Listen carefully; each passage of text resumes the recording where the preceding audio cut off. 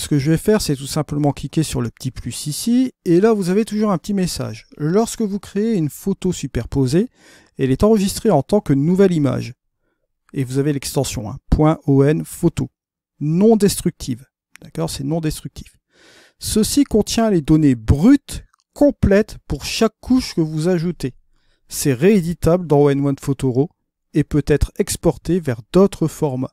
C'est-à-dire que là, vous allez pouvoir importer même un fichier RAW, d'accord? Ça va être mis dans une image .on photo, mais ça contient toutes les données. Donc, ça contient les données brutes de l'image. Ce qui est très avantageux, bien sûr. Vous allez voir ici, je vais ajouter une couche. Je vais aller sélectionner une autre image, je ne sais pas, voilà, l'image un petit peu plus longue exposition, celle-ci, voilà, ajouter comme couche, voilà. Voilà, j'ai celle-ci. C'est une variation de celle-là, justement, voilà, en longue exposition. Vous voyez que là, par définition, si je décoche ce calque, je vois réapparaître mon calque du dessous. Si je le recoche, bien évidemment, on voit cette partie-là. On va reprendre cet effet de transparence avec l'opacité. Je vous rappelle ici, si vous revenez avec cette opacité, regardez, on revient sur le calque du dessous. Là, je ne vois absolument pas mon calque du dessus, puisque je le mets à 0% en opacité, donc il est complètement transparent. Si je veux le faire réapparaître à 50%, regardez, hop, je reviens ici, et vous voyez que là, on fait réapparaître 50% du calque du dessus.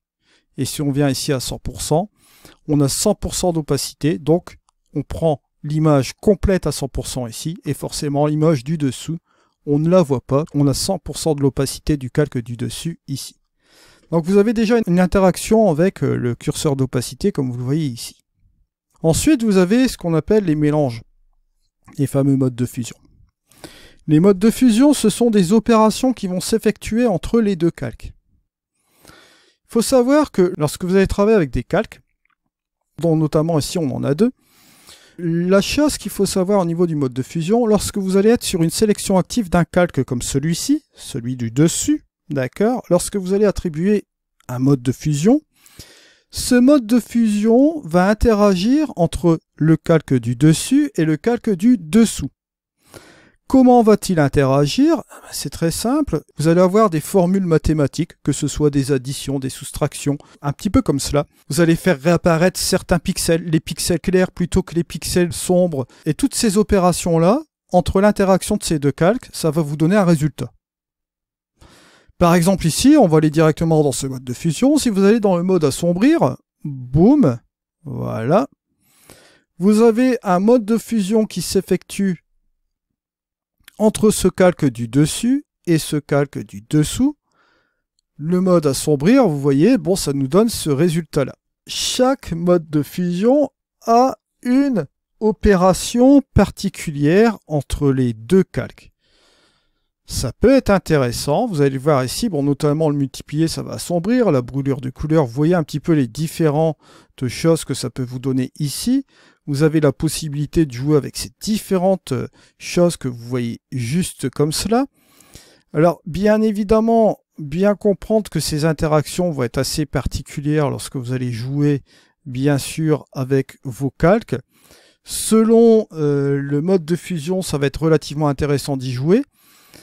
Ces modes de fusion sont ici pour mélanger, on va dire, les pixels entre eux. D'accord, on va un petit peu les chatouiller, tous ces pixels, et ça va nous donner des résultats assez, on va dire, précis, selon les opérations choisies. Vous pouvez encore, en plus de cela, jouer avec le curseur d'opacité. Vous voyez, juste comme ceci. Pour interagir avec ce mode de fusion. En plus de cela, vous avez l'opération du mode de fusion et vous pouvez jouer aussi également avec cette opacité. Je reviendrai un peu plus tard avec ces modes de fusion, dans quel cadre les utiliser, etc. Puisque vous avez vu, vous avez quand même une bonne partie de modes de fusion.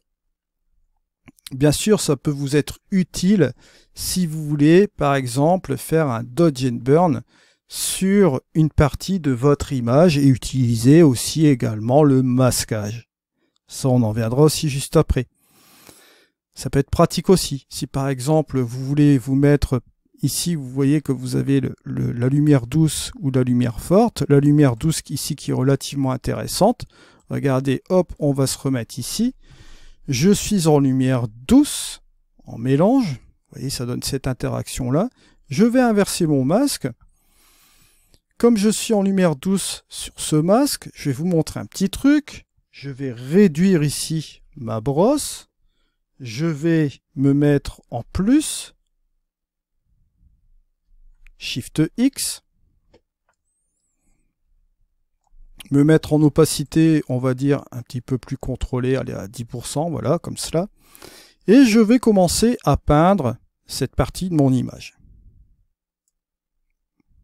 Voilà. Un petit peu ici. Encore une deuxième fois.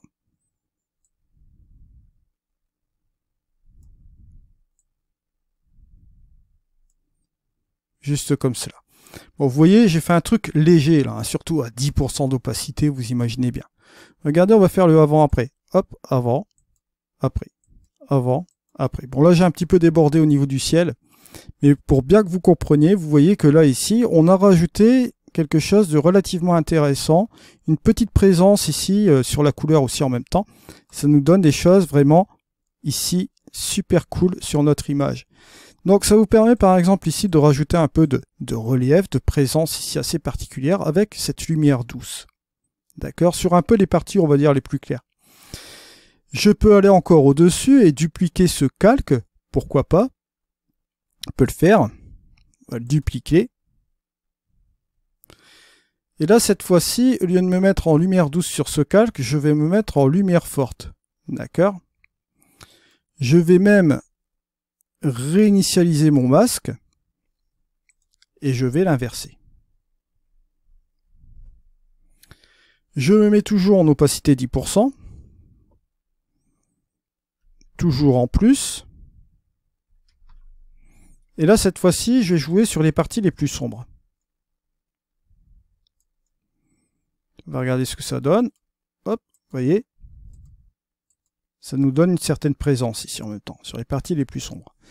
Et si j'enlève la partie qui est là, plus la partie qui est là, et là on a l'image ici originale en dessous. Là, vous voyez, j'ai joué sur cette partie-là, parties les plus claires et les parties les plus sombres. Et vous voyez que vous avez une certaine puissance et un niveau de contrôle aussi du Dodge and Burn, comme vous le voyez ici, sur ces parties comme cela. La grosse force aussi d'ON1 Photoro, c'est que vous allez voir, c'est qu'au niveau des calques, bon, il est perfectible. Il n'y a pas de problème ici avec ce logiciel, surtout qu'il utilise les calques depuis de nombreuses années. Ils ont conservé bien sûr ce principe primordial. Vous voyez que vous avez une interaction ici avec les calques par masquage et par mode de fusion. C'est un exemple que je vous donne, bien sûr. D'accord ? Pourquoi j'ai inclus cette partie-là? Je vous donne ces exemples-là parce que ça reste dans la procédure aussi des calques. Donc je vous donne aussi quelques petites clés aussi pour utiliser aussi assez rapidement. Vous irez voir dans la playlist ON1. J'ai déjà traité de ces sujets-là dans certains endroits dans mes playlists. Vous irez les voir dans les 2020, 2021, 2022. J'ai déjà fait pas mal de choses bien sûr avec cela. Mais là on va approfondir encore davantage dans la version 2024. Là ici je vais supprimer cette couche, hein, supprimer le calque. Je vais réinitialiser mon masque, voilà, je vais me mettre ici comme ceci. Vous avez vu un petit peu cette interaction entre les calques avec un mode de fusion. Là je vais me remettre ici en normal, bien sûr. Et là pour gagner du temps un peu, ce que je vais faire sur ma couche ici, je vais lui attribuer, hop, un effet. Juste comme ceci, voilà. Là, il m'a mis les filtres comme il se doit. Et bien sûr, je vais faire une autre chose aussi, parce qu'il y a des choses qui n'ont pas été corrigées ici, on n'a pas fait de développement. Il m'a mis simplement, vous voyez, le preset dans les effets, mais j'ai toujours la partie libre pour jouer par exemple ici avec la Brilliance AI et jouer avec la partie développée. Hein. Ici, je vais aller un petit peu moins fort au niveau du développement comme cela. Voilà. Je peux même revenir avec les tons et couleurs. Ton moyen. Je vais même revenir un petit peu plus sur la présence comme ceci.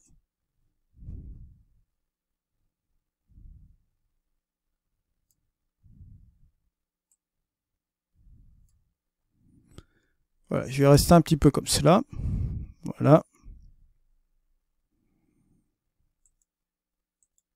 Donc là, on a les deux calques qui sont ici un petit peu comme ceci.